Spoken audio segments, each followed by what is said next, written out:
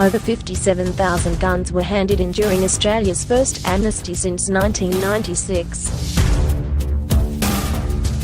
While the debate about guns and firearm control rages in the United States in the wake of another school mass shooting,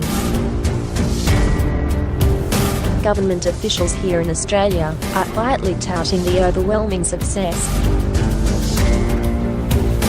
of the nation's first gun amnesty since the Port Arthur massacre in 1996. More than 57,000 illegal firearms were handed in during the amnesty period,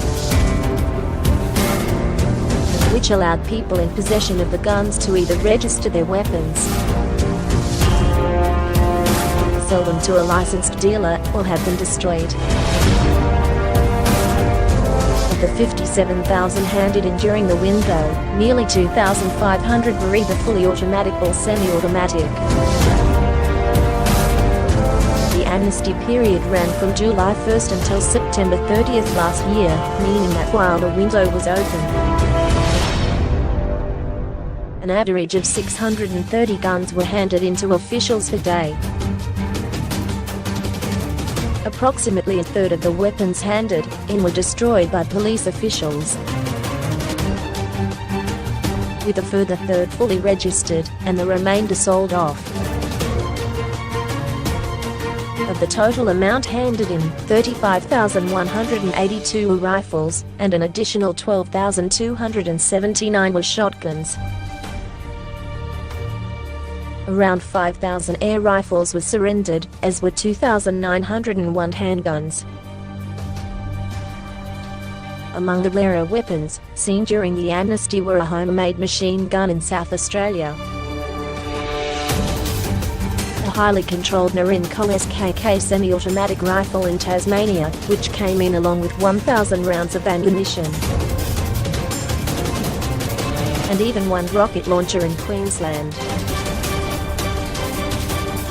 Officials stated that these previously unregistered and undocumented weapons existed on what's known as the grey market, firearms owned by private citizens not necessarily for criminal intent, but ones that can nonetheless fall into the hands of criminals. The weapon used in the Link Cafe siege was acquired through these means. For example,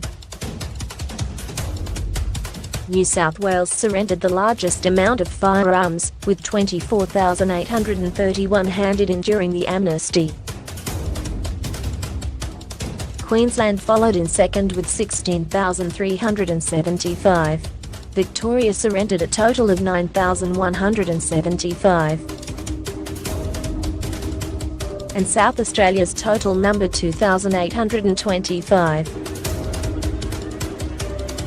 Meanwhile, Tasmania handed in 1,830, Western Australia gave up the surprisingly small number of 1,242. The ACT surrendered 699, and the Northern Territory 347. Authorities stated that a further amnesty period would be possible, but it would require collaboration between state and federal authorities.